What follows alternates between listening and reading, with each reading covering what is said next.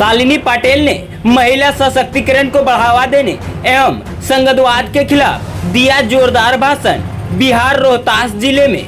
नमस्कार, मैं उजागर, आप देख रहे हैं इंडिया न्यूज लाइव 18। बता दें कि आज पिछड़ा वर्ग बुद्धिजीवी वर्ग के बैनर तले हुए संघवाद के खिलाफ कार्यक्रम बिहार की धरती रोहतास जिले सासाराम में आरएसएस और बीजेपी को इस देश की गद्दी से हटाना होगा, मानववाद की सत्ता लाना होगा, लोकतंत्र को बचाना है, बहुजनों के साथ हो रहे शोषण के खिलाफ और महिलाओं के साथ बढ़ते अपराध को लेकर अब लड़ना होगा, आरक्षण के लिए लड़ना होगा और सभी लड़ाइयों में महिलाओं को आगे आना होगा।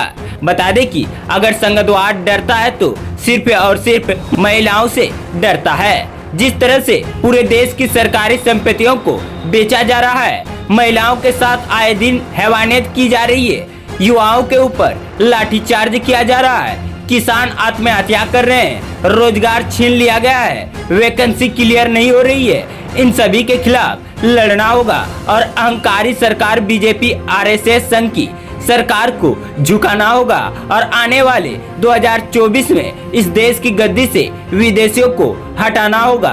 2024 में किसान के बेटे बिहार के यशस्वी मुख्यमंत्री को देश की सत्ता पर बैठना होगा। बता दें कि जब तक कमरों का बेटा, किसान का बेटा इस देश की गद्दी में नहीं बैठेगा, तब तक ओबीसी, एससी, एसटी महिलाओं के साथ शोषण होता रहेगा। इस कार्यक्रम में उपस्थित आर्टिकल 19 के संपादक वरिष्ठ पत्रकार नवीन कुमार एवं दिल्ली यूनिवर्सिटी के प्रोफेसर लक्ष्मण यादव, आजमगढ़ MNU की शोध छात्रा कंचना यादव, उत्तर प्रदेश जौनपुर बुंदेलखंड की धरती एवं वीरों की धरती बांदा जिले से चलकर आए दैनिक अमर स्तंभ की संयुक्त संपादक एवं समाज सेविका शालिनी पाटेल से आदि लोग कार्यक्रम में मौजूद रहे। Lakhindra Ravidas, India news live 18 UP. हम लोग भी आगे बढ़ना चाहते हैं, बस हम लोग को भी चार दीवारी ना आप लोग बंद कर दीजिए। बड़े घरों की लड़कियों को देखिए, सबसे पहले महिलाएं जाती हैं।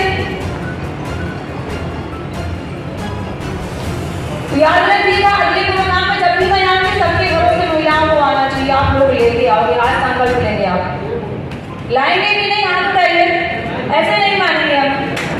सारे लोग हाथ उठाइए, कुछ लोग संतोष कर रहे हैं, ठीक है, महिलाओं को लेके आइएगा।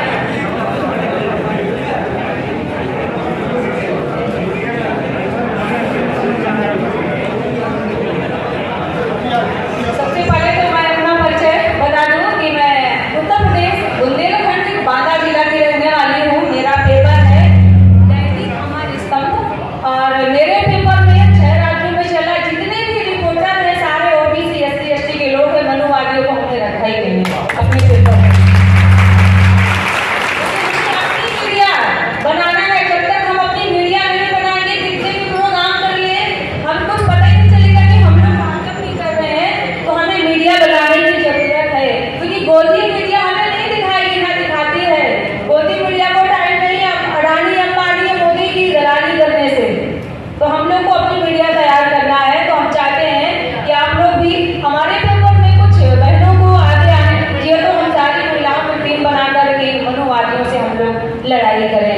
जैसा कि आप देख रहे हैं इस देश में कि किसका शासन चल रहा है, सामंतशाहियों का शासन चल रहा है। बहुजन और पिछड़ों की आज क्या हालत है, सदियों से रही, अब तो कुछ सुधार हो रहा है। लेकिन अगर हम लोग इस लड़ाई को आगे लड़ेंगे, आगे आकर के, तो वो दिन दूर नहीं है कि दिल्ली की कुर्सी पर हमारा भी कब्जा होगा। इन सामंतवादियों को उखाड़ फेंकने की ताकत हम लोग ओबीसी, एससी, एसटी के लोग रखते हैं। आगे आने की जरूरत है, तो आप लोग आगे आइए।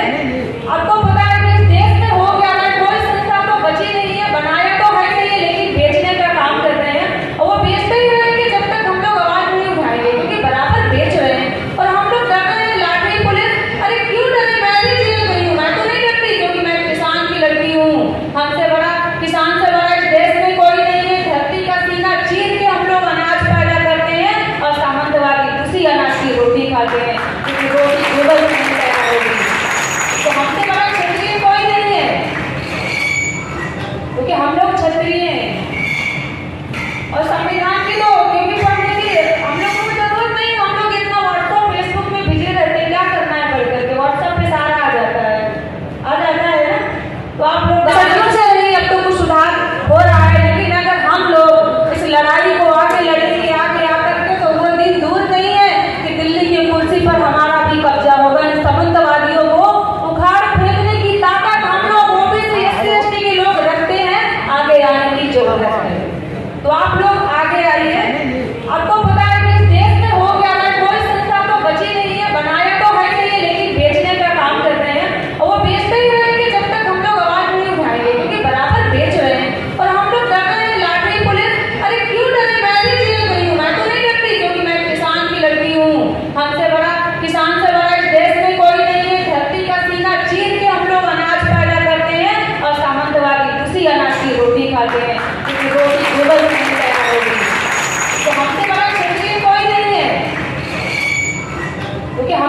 क्षेत्रीय हैं और संविधान की तो क्योंकि पढ़ने की हम लोगों को जरूरत नहीं, हम लोग इतना व्हाट्सएप फेसबुक में बिजी रहते हैं, क्या करना है पढ़ करके, व्हाट्सएप पे सारा आ जाता है ना।